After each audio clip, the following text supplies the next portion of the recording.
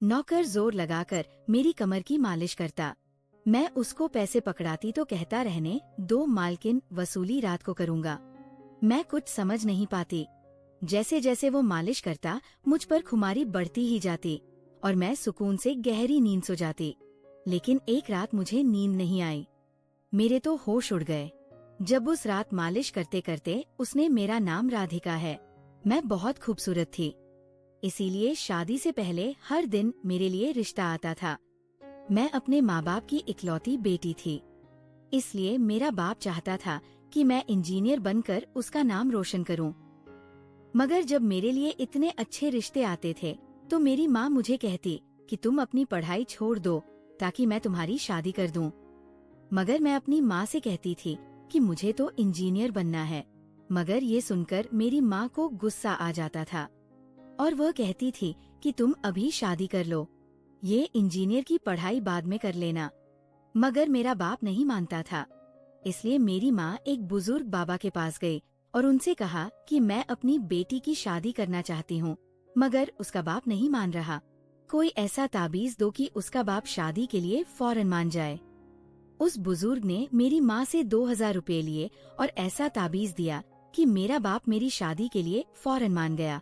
ये रिश्ता दरअसल मेरे बाप के दोस्त ने अपने बेटे के लिए मांगा था और कहा कि आपकी बेटी शादी के बाद भी इंजीनियर बन सकती है। ये सुनकर मेरे बाप ने उससे शादी के लिए फौरन हाँ कह दिया और मैं विदा होकर अपने ससुराल आ गई। मेरे ससुराल वाले बहुत अमीर थे, इसलिए मैं और मेरे पति अलग घर में रहते थे। मेरा पति अपने बाप का बिजनेस संभालता था, इसलिए वो सुबह से शाम तक बिजी रहता था। मैं उसके घर गई तो वहाँ का ऐशो आराम देखकर मैं चौंक गई। मेरे पति ने मेरी सेवा के लिए कई नौकरानियां रखी हुई थी, मगर उसका एक नौकर धीरे धीरे मेरे करीब आने लगा। उस नौकर ने मुझसे कहा कि मैं यहाँ काफी सालों से काम कर रहा हूँ और आपके ससुराल वाले मुझे बिल्कुल घर के मेंबर की तरह ही समझते हैं। ये सुनकर मैंने भी उसे खास अहमियत देना शुरू कर दी। वह एक दिन मेरे एक कमरे में आ गया। मैं अभी तक बिस्तर में लेटी हुई थी। उसने मुझे थका थका देखा तो कहने लगा कि आप लेटे रहो, थक गई होगी। अगर आपको ऐतराज ना हो तो मैं आपके कंधे दबा दूं। ये सुनकर मैं चौंक गई। मैं खूबसूरत थी, जवान थी, लेकिन मुझे मेरे पति के अलावा किसी मर्द ने नहीं छुआ था और ना ही मैंने किसी नौकर से कभी अपने कंधे दबवाए थे। इसलिए मैंने फौरन मना कर दिया, क्योंकि मुझे अच्छा नहीं लगता कि कोई पराया मुझे छुए। ये सुनकर वह चुप हो गया और मेरे कमरे से चला गया। तभी मुझे एहसास हुआ कि मैंने उसकी बात का जवाब बहुत सख्ती से दिया था। शायद वो पहले भी मेरे ससुराल में ऐसे काम करता होगा, मगर मैंने साफ इनकार करके उसका दिल तोड़ दिया था। दरअसल में बहुत नरम दिल थी, इसलिए मुझे बाद में अफसोस होने लगा। मैं उसके बारे में सोचने लगी कि ये नौकर तो काफी जवान और खूबसूरत है, मुझे इससे कंधे नहीं दबाना चाहिए था। शायद मेरे पति को ये बात अच्छी ना लगे। अगर दोस्तों आपको मेरे से बात करना है तो इस वीडियो को लाइक करो और चैनल को सब्सक्राइब करो। और हाँ दोस्तों, क्योंकि जो सब्सक्राइब करेगा उससे मैं अपना नंबर भेज दूंगा, तो जल्दी से सब्सक्राइब कर लो। अगले दिन भी ऐसा हुआ। नौकर ने यही बात मुझे दोबारा कहा। मैं उस दिन बहुत थकी हुई थी, इसीलिए मैंने अपने कंधे आगे कर लिए और उससे कहा कि तुम मेरे कंधे दबा दो। ये सुनकर वो खुश हो गया और उसने मेरे कंधे दबाने शुरू कर दिए। वह इतने धीरे धीरे कंधे दबा रहा था कि मुझे फिर से नींद आने लगी। ये देखकर वो नौकर कहने लगा, मालकिन आपको नींद आ रही है, आप बिस्तर पर लेट जाओ, मैं आपके कंधे दबाता रहूंगा। मैं जैसे मदहोशी में थी, इसलिए फौरन बिस्तर पर लेट गई। वह नौकर बिस्तर पर आ गया और मेरे कंधे दबाने लगा। उसके बाद मुझे होश नहीं रहा और मैं सो गई। मुझे नहीं पता था कि मैं कितने घंटे सोती रही। मेरी आँख खुली तो मैंने देखा कि वह नौकर अभी तक मेरे कंधे दबा रहा था। ये देखकर मुझे उस पर तरस आ गया और मैंने हाथ बढ़ाकर अपना पर्स खोली और कुछ नोट निकाले और उस नौकर के हाथ में रख दिए। ये देखकर वो शर्माने लगा। मालकिन, आप मुझे पैसे देकर शर्मिंदा कर रही है, मेरी सैलरी अच्छी है, मुझे इन पैसों की जरूरत नहीं है। ये सुनकर मैंने उससे कहा कि ये पैसे तुम्हारी मेहनत के हैं, ये सुनकर उस नौकर ने मुझसे वह पैसे लिए और मेरे कमरे से निकल गया। मेरा पति रात को देर से आता था, इसलिए मैंने शाम को फिर उस नौकर को अपने कमरे में बुलाया और उसे कहा कि तुम्हारी मालिश से मुझे बहुत अच्छी नींद आती है, इसलिए जब तक मेरा पति घर नहीं आ जाता तब तक तुम मेरे कमरे में ही रहना। शायद नौकर को पैसे का लालच आ गया था, इसलिए वह मेरी बात सुनकर खुश हो गया और कहने लगा, मैं तो आपका मामूली सा नौकर हूँ, जैसा आप कहोगे मैं वैसा ही करूँगा। आपके कंधे दबाता रहूँगा ताकि आपकी थकान उतर जाए और आपको सुकून मिले। ये सुनकर मैंने उसे कहा कि तुम्हारे हाथों में जादू है, इसलिए तो मेरी सारी थकावट उतर जाती है। एक दिन नौकर ने मुझसे कहा कि आपकी सास भी कभी कभी मुझसे मालिश करवा लेती थी। ये सुनकर मैं चौंक गई।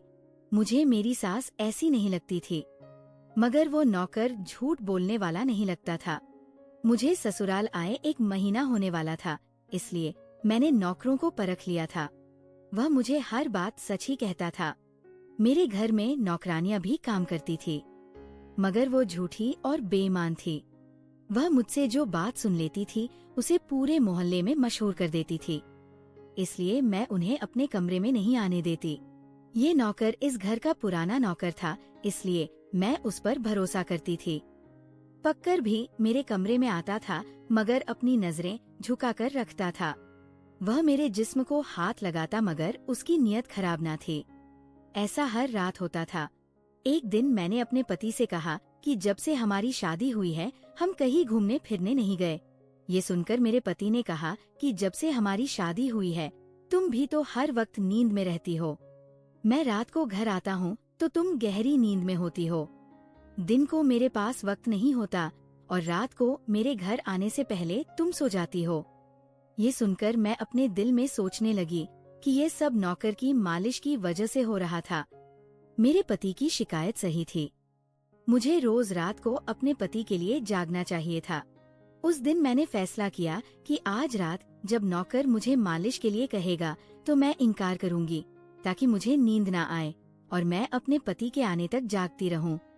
शाम हुई तो मैंने नहाकर खुद को खूब तैयार किया और दुल्हन बनकर बिस्तर पर बैठ गई। नौकर मेरे कमरे में आया तो उसने मुझे मालिश के लिए पूछा, मगर मैंने साफ इनकार कर दिया। मेरी बात सुनकर वो कुछ उदास हो गया और वापस चला गया। कुछ देर बाद नौकर मेरे कमरे में आया तो उसके हाथ में चाय का गिलास था। मैंने खाना नहीं खाया था, इसलिए फौरन चाय पी ली और अपने पति का इंतजार करने लगी, मगर मुझे नींद आ गई और मैं सो गई।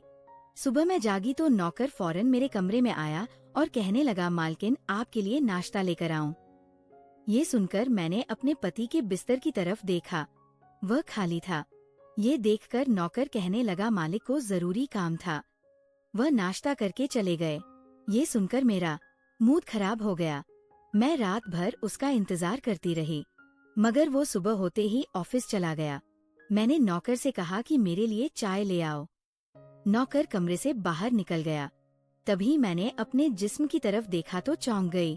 रात को मैंने दुल्हन का कपड़ा पहना हुआ था, मगर अब मेरे जिस्म पर कोई और कपड़े थे, मगर मैंने अभी जेवरात पहने हुए थे। मेरा सर भारी होने लगा। मुझे ये सोचकर चक्कर आने लगे कि रात को मेरे साथ क्या हुआ था और मेरे कमरे में कौन था और उसने मेरे साथ क्या किया था, मगर मुझे कुछ याद न आया। मेरा दिल घबराने लगा और मैंने अपना सर पकड़ लिया।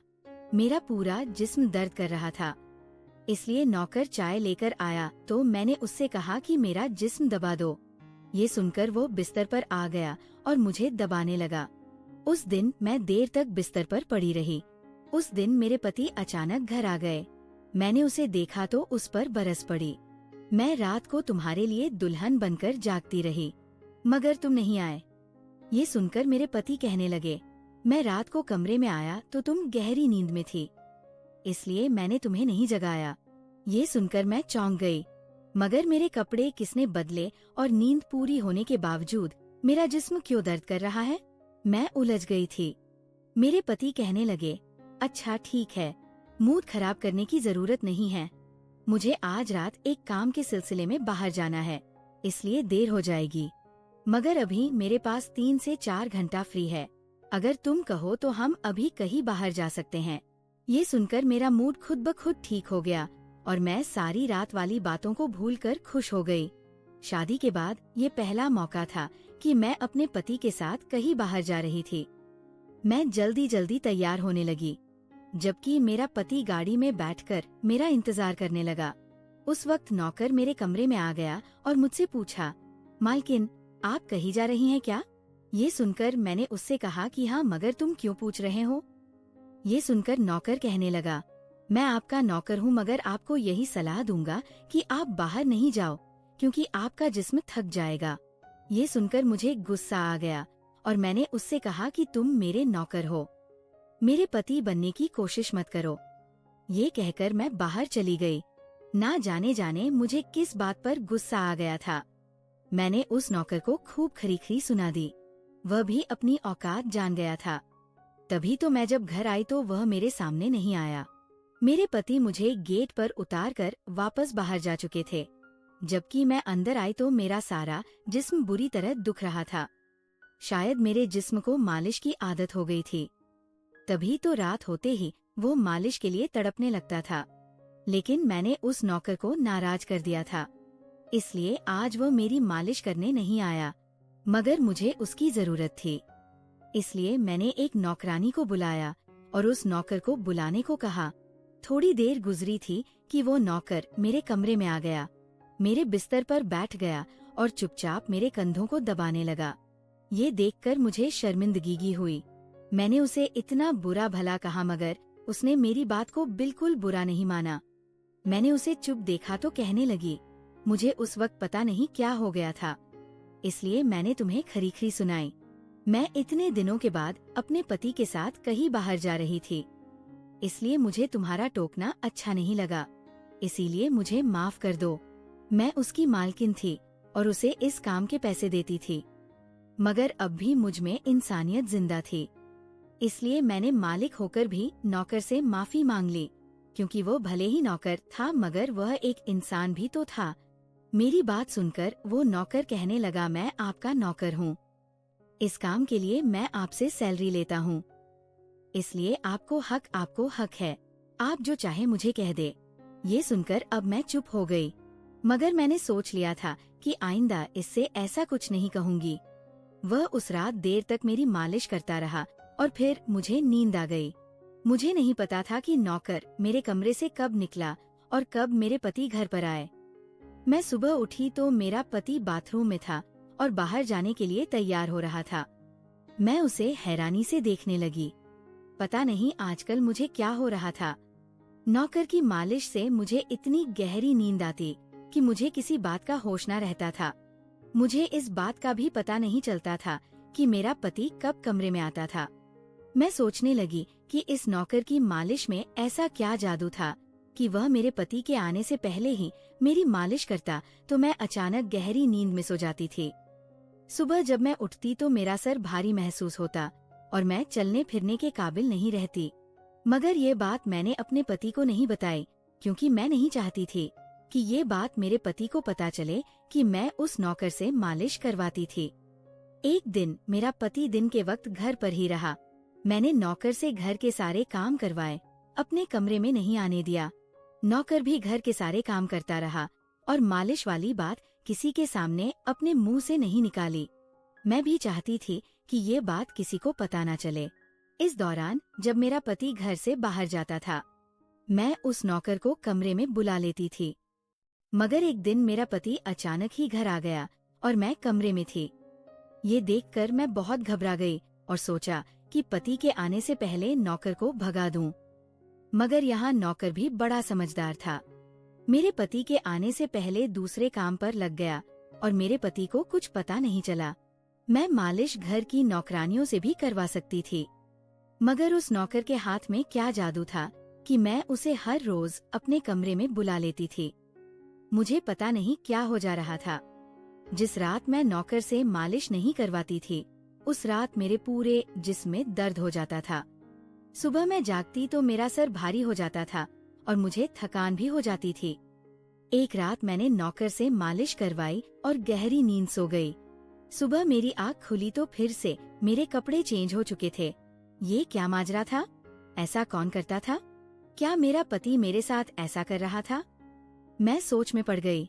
मैंने शीशे के सामने जाकर देखा तो चौंक गई। मेरे पूरे जिस्म पर लाल निशान पड़ गए थे। ये कैसे निशान थे? मैं अपने जिस्म पर हाथ फेरने लगी। मैं जैसे उस निशान को मिटाना चाहती थी, मगर ऐसा ना हुआ। अगले दिन फिर मैंने अपने जिस्म को देखा कि निशान खत्म होने के बजाय फैलने लगे थे। मैं घबरा गई। तभी मेरे कमरे में नौकर आ गया और उसने मुझे मालिश को कहा। मैं उस निशान को छुपाना चाहती थी, इसलिए उसे कहा कि आज तुम सिर्फ मेरे कंधे दबा दो। उसने मुझसे कुछ नहीं पूछा, मगर मैं अंदर ही अंदर डर रही थी। किसी दिन मेरे पति ने ये निशान देख लिए तो मैं उसे क्या जवाब दूंगी? मैं ये सोच सचकर थक चुकी थी, इसलिए मैंने तकिए पर सिर रख दिए। नौकर मेरा मसाज करने लगा। मेरी आंखें नींद से बंद होने लगी थी। तभी मुझे नौकर ने ऐसी बात कह दी जिसे सुनकर मेरे होश उड़ गए। उसने मुझसे कहा, मालकिन आप मुझे बहुत अच्छी लगती हो। मेरी आंखें बहुत बोझल होने लगी थी। मुझे उसकी बात समझ नहीं आई और फिर मैं गहरी नींद सो गई। सुबह मेरी आंख खुली तो मेरा पति भी बिस्तर में लेटा हुआ था। मेरा सर भारी हो रहा था और जिस्म दर्द से छूट रहा था, मगर उसके बावजूद मैं अपने पति के करीब गई और उसे धीरे से उस निशान के बारे में बता दिया। मैंने सोचा कि ये निशान बढ़ रहे थे, इसलिए मुझे ये बात अपने पति को बता देनी चाहिए। ये सुनकर मेरे पति ने मेरे जिस्म से कपड़ा हटाया तो वो उछल पड़ा।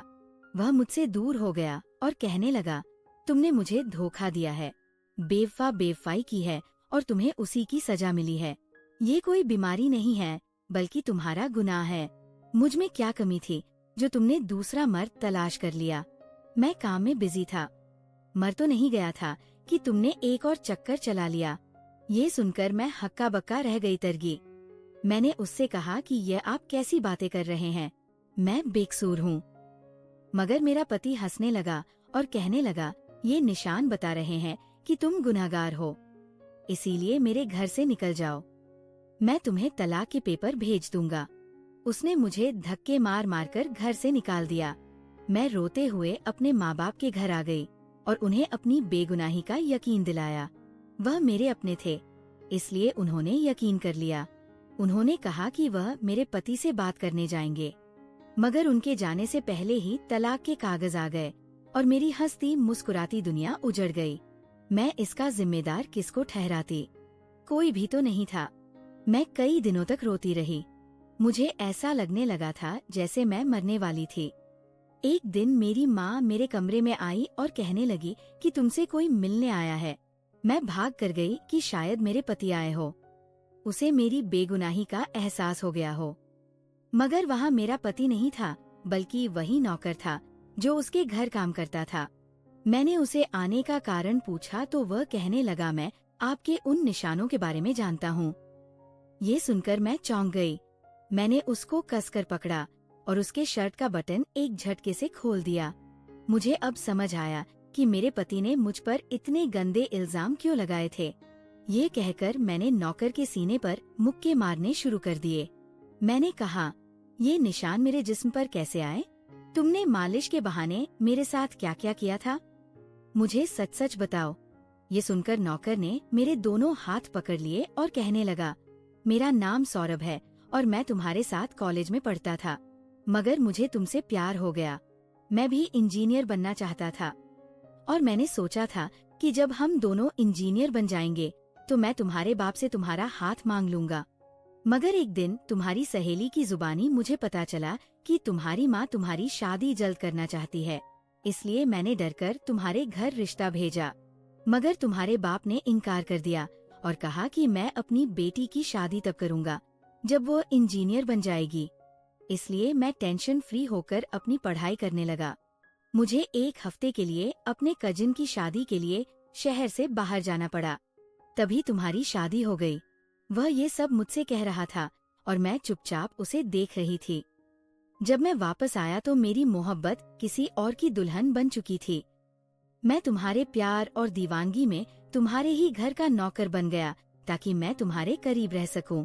मैं तुम्हारे करीब आना चाहता था, इसलिए मालिश के बहाने तुम्हारे कमरे में आ जाता था और रात को तुम्हारी चाय में बेहोशी की दवा मिला देता था ताकि तुम सोती रहो और तुम्हारा पति तुम्हारे करीब ना आ सके, क्योंकि तुम मेरी थी। मैं तुम्हें किसी और के करीब नहीं देख सकता था। ये सुनकर मैं हक्का बक्का रह गई। क्या तुमने मेरे साथ कभी कुछ गलत किया? ये सुनकर उसने मेरा हाथ अपने सर पर रख लिया और कहा, मैं तुमसे प्यार करता था, इसलिए तुम्हारी इजाजत के बगैर मैं तुम्हारे साथ कुछ नहीं करना चाहता था। ये सुनकर मैंने उस निशान की तरफ इशारा किया जो हम दोनों के जिस्म पर थे। ये सुनकर वो हंस दिया और कहा कि मैं इंजीनियर हूँ और ये सिर्फ इन्फेक्शन है। ये मैंने इसीलिए किया ताकि तुम्हारे पति को हम दोनों के ऊपर शक हो जाए। ये कहकर उसने मुझसे माफी मांग ली और मैंने पूरे 1 साल उसे सजा देने के बाद माफ कर दिया और फिर उसके साथ शादी कर ली। तो मेरे प्यारे दोस्तों, ये थी हमारी आज की छोटी सी कहानी का पार्ट 1। आपको ये कहानी कैसी लगी कमेंट करके जरूर बताएं। अगर आपको ये कहानी पसंद आई हो तो इसे लाइक करें और अपने दोस्तों के साथ शेयर करें। अगर आप ऐसी ही और भी इंटरेस्टिंग और रोमांटिक कहानियाँ सुनना चाहते हो तो चैनल को सब्सक्राइब जरूर कर लें और बेल आइकॉन ऑन कर लें ताकि आपको मेरी हर कहानी समय पर मिल सके। क्या होगा अब आगे? क्या राधिका सौरभ के प्यार को स्वीकार करेगी या कुछ और बड़ा ट्विस्ट आएगा? ये जानने के लिए कल मिलेंगे पार्ट 2 के साथ। धन्यवाद।